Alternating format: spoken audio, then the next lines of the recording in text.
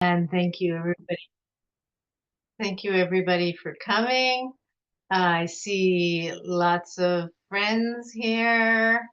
So happy to see you all. Thanks for coming. And then I also see new people, and I look forward to getting to know you as well. I want to thank Hannah and Jean for inviting me. They're both also fantastic writers, and I'm really looking forward to Jean's book, The Adoption Paradox. And I always read whatever Hannah posts. As long as I see it, I'm gonna read it. So just really, both of you, thank you so much, and thank you for your writing and your uh, addition to adoptee literature out there in the world. Where did you get that bio from? That's a pretty old bio. Your website. I got it from My, famousadoptedpeople.com. oh God, I need to update that website so badly. That's like this thing that's just hanging over me. Yeah, I don't think I've updated it in at least a year, probably a year and a half.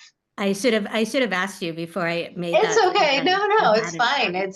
It's out there in my website. So, um, it's no, that's great. It's fine. And, it says, pretty much all the important things about me. So thank you for that. So yeah, I think I'm just going to talk about my book a little. I guess that's why we're here, to talk about my book. I didn't really have any sort of structure of the talk in mind. Because I because because I'm a little disorganized. Actually, Hannah and Jean asked me to do this before the Adoptee Literary Festival. Like they gave me two possible dates. And one was before and one was after. And I was like, oh, the one after, of course, because the one before I'll be really busy and I just won't be able to concentrate on this.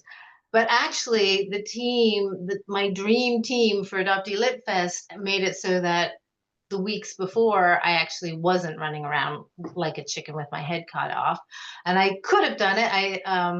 It could have done it. And right now I am running around like a chicken with my head cut off. We did just finish the Lit Fest. Then I went to AWP, which is the biggest writers conference in the country in LA. And while I was there, the South Korean Truth and Reconciliation Commission report dropped. And I am one of the petitioners, and I am one of the cases being investigated. And I also just released a petition. And so I've been a petition that has to do with South Korean adoption. So I've just been like working like I'm a type A personality, and I am definitely not a type A personality. I am like lazy slug. I'm not a lazy slug. See, that's the adoptee family talking to me. I am somebody who just likes to relax and have time to myself. I'm not a natural extrovert.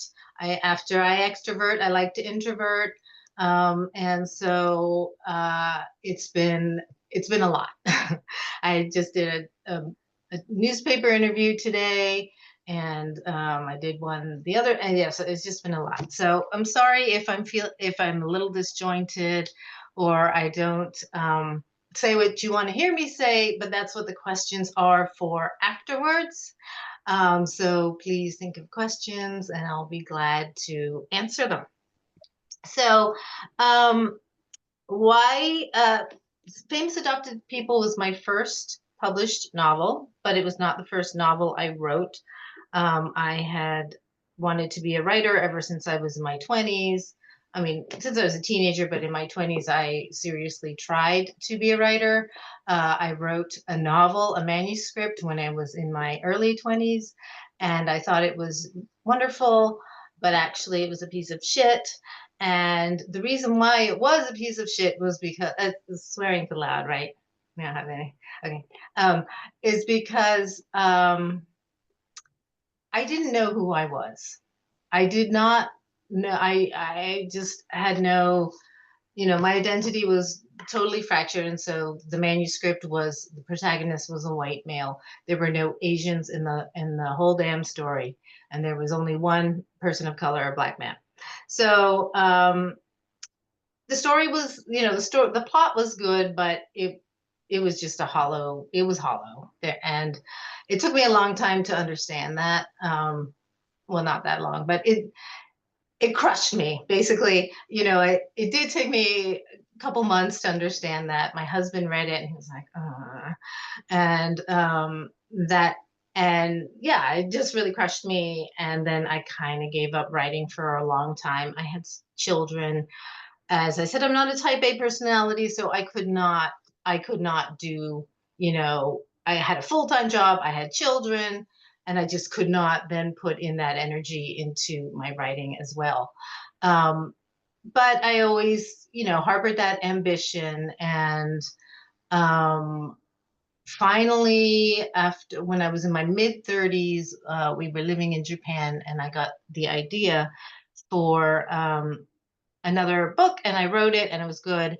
And so that kind of, and that was because, and even then I had not faced my adoption. I didn't, even then I was not thinking about adoption, but I was thinking about my mixed race identity, my fractured identity.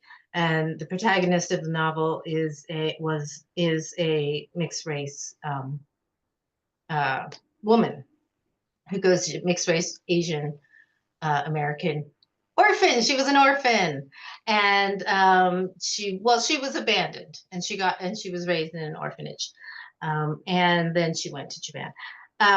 So that, because I was writing about somebody I knew, and I was writing about something very important to me, fractured identity and not belonging in either culture. It takes place in Japan, and the main figure is a Japanese American. I mean, Japanese. Uh, what they called Eurasian. His father was Scottish, his mother was Japanese, and so that they're grappling with their place in the world and not being accepted by anybody and always being othered, um, was was really a theme that resounded with me. And so this manuscript was really good. I got an agent with it. I got two agents with it, and the second agent shopped it around to like really high level editors at big five publishing houses, and nobody picked it up. She really went above and beyond, but nobody picked it up. And then, uh, so I said, I'm going to write a novel. I'm going to write what I know, and I'm going to write adoption, because I'm like, I got to get published. This is what, I spent 7 years on that book, and I'm like, this next book, I'm just gonna write what I know, so I don't have to do much research, and uh, try and get that published. And so I wrote Famous Adopted People in about 10 months, which was, quite fast.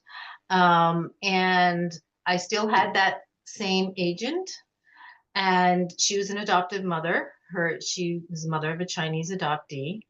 Um, and she again represented the book really well. She sent it out many, many times.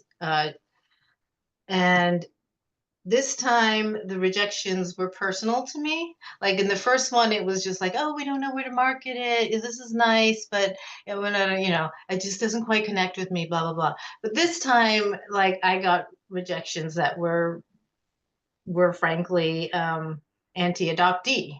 The story doesn't resonate. I want a happy ending. I want the adoption story that sells. They didn't say it like that, but one editor said, I prefer the story by Anne Hood, I believe her name is. I looked it up. It's called The Red Thread, and she's an adoptive mother. And so it's like they're telling me to my face that they don't want the authentic story, that they want the inauthentic story. And that was like, they felt perfectly comfortable telling me that. Like, and that is how marginalized we are as adoptee writers. Like, they don't mind telling you, your story, though it's authentic, is not what we want to hear. So that was upsetting. And so I kept on asking my agent to send it out. And eventually she said, Alice, I've sent it out this many times. She gave me a spreadsheet and it was long. Um, and so I was again, like, I had an unsold manuscript again. Um, One thing I had written a really horrendous, so the rhinoplasty scene, I had written that differently. I had written that as sexual assault.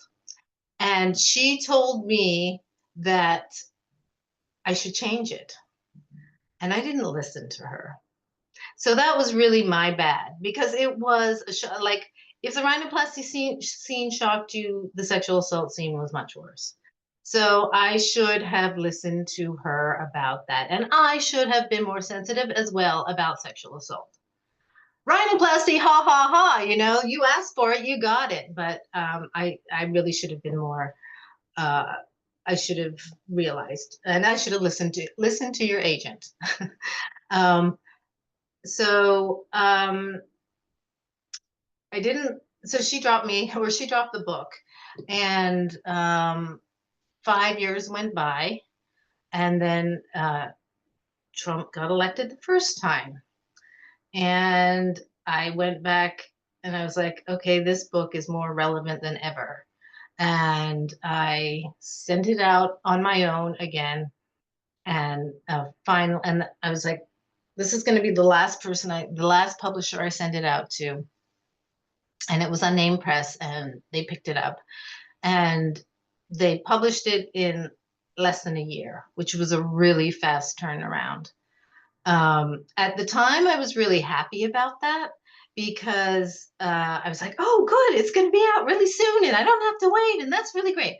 But I see from retrospect, that was another mistake because that doesn't give you the time for marketing. And in publishing industry, they just have a really big window. Like they they want you to be finished marketing pretty much by the time the book comes out. So like 6 months before publication is when they're hitting the bookstores, just telling people, asking the book reviewers. Whereas 6 months before I was published, we were just rushing to hurry it out, and I gave no thought really to marketing. I thought I did think this. I thought my book was so brilliant that it didn't really need that much marketing, that people would read it, discover it, and be like, oh my God, this is what I'm missing all my life. Um, and that did not happen. So I only got reviewed in 4 places, uh, Publishers Weekly, Kirkus, and I can't remember, the Washington Independent Review of Books, which is what I write for. They gave me a mediocre review. Oh, and Library Journal, which gave me a starred review, which was really great because Library Journal, the librarians read it and order books based upon it. And if you get a starred review, then librarians are much more prone to ordering your book. And indeed, libraries did order my book. The woman who reviewed my book for Library Journal was Korean American. I think that made a huge difference. Whereas the others were obviously not adopted. She wasn't adopted, but she was Korean, not adopted, and probably, I'm guessing, maybe not Asian. I did, I got good reviews from Kirkus and Publishers Weekly, perfectly great reviews. So that was good. Goodreads is another matter. Goodreads, I don't even go and look on it, but there are just the kind of comments that you would expect from people who are ignorant about adoption. Plus, there's this added sort of like requirement for writers of color to teach about their culture. And so you get like readers who are like, I didn't learn anything about Korea, you know? Oh, yeah. And it's like, oh, well, okay. Actually, you could have learned a lot about Korea if you were reading it closely. And also, do you like read Anne Patchett to learn a lot about whatever Anne Patchett writes about. It's like there is some sort of requirement that we have to educate people about our strange and exotic culture that is quite going. Um, okay, what else? What should I talk about now? I talked about the publishing process.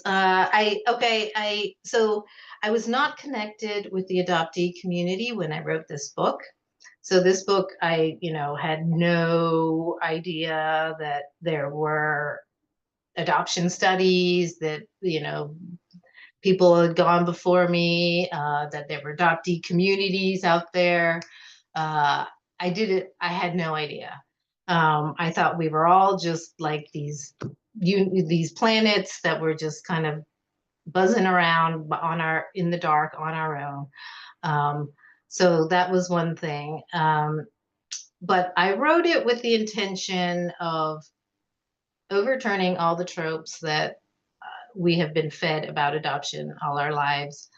And especially as a book reviewer, I review books, and having to read a lot of these books that are just horrendous, treacly, sentimental, just reducing our stories to like one dimension and not allowing for the nuances that we all know happen. Or if they try to capture the nuances, you get that it's just not right. They're not doing it right. They don't understand.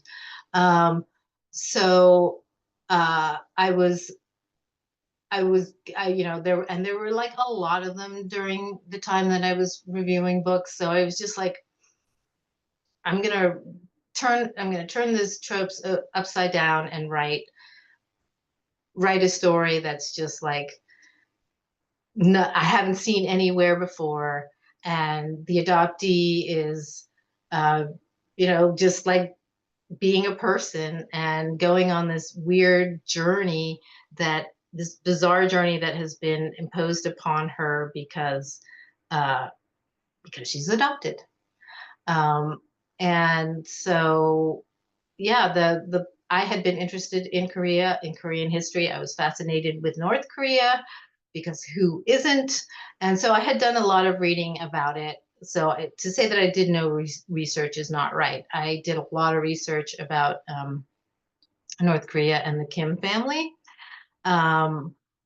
And then, so that was all swirling around in my brain. And I just sat down. I did not have a plot. I knew where it was going to begin, but I didn't know where it was going to end. So I just kind of went along, and I knew what the character would be, which would be, a very flawed person, in some sense, a reflection of me as a younger person, but also, just like off the rails in a way that I never allowed myself to go off the rails. Um, just somebody who's lost but doesn't really think she's lost, and who feels like just doesn't seem to have any skin in the game, there just don't seem to be stakes for her for very much, which for me was a lot. Even though I'm not her at all, I did go through early life kind of like that, just like unmoored and not good at relationships, not good at being nice and kind, not good about thinking about other people. Yeah. So then the story just kind of developed on its own, and I other than the scene that was changed, the editor wanted me to add an epilogue. I wanted to end it like right where it ended, where she's about to cross the river. And it's like one foot in front of the other. That is like, that's what we do. We put one foot in front of the other. But they wanted an epilogue. So I wrote an epilogue, and then they wanted another epilogue. So I wrote another epilogue, and they were happy with that epilogue. I I'm a, first of all, I didn't really want the epilogue. I didn't want it to be like a neat little bow thing. So the first epilogue I did was much more ambiguous. This one is more like you think she's going to be okay. Actually, the first one you knew she was going to be okay, but the story part like was ambiguous. Like, did that story happen or not to her? Whereas the second one, you pretty much felt like that story happened to her and she was going to be okay in the end. Yeah, I've kind of blathered on here. I don't know anything else that I should say before I turn it over to questions, because I know we'll stop recording then. But I really can't think of anything. I've been very happy with the way that the adoptee community has read it, that people have responded to it. It's very gratifying when I get comments that it was a great book for them to read, and that, that there should be more books like it and blah, blah, blah, blah. So I've been pleased in that way. As I said, I kind of thought it would be more popular, like more read. But I think probably all authors who aren't huge, writers would like that. And being an author, a writer is also, you have to build your reputation book by book. And the more you write books, the more your reputation builds. But I am waiting for it to be made into a Netflix special or a movie. And then that will launch me, into bestsellership. I am now I have, just to go back to my first manuscript, I finally sold my first manuscript 20 years after I finished it. And so it's going to come out in 2027. So this is 2 years. This is like the normal window that people have, where it's like at least a year and a half. 2 years is actually pretty long, but it's usually about a year and a half. So this is the normal window for preparing the world for your book. Yeah, I think I'll open it up to questions now. I think I've covered almost everything, but I probably haven't. I always like, tonight at 10 o'clock, I'll sit up and be like, I should have said this. So if anybody has any questions, that would be great. Are there questions in the chat? I'm bad at the chat. And if you don't have questions, I can just talk because Alicia has her hand raised. oh, hi, Allie. Hi, can you hear me? Yes. Hi, I'm driving, so if I cut out, I apologize. But Alice, thank you so much for telling us about your journey into getting published. One thing that struck me that I didn't know about your book was that you were asked to, maybe I'm paraphrasing this, but you had said that they had basically told you that your adoption story isn't what they wanted.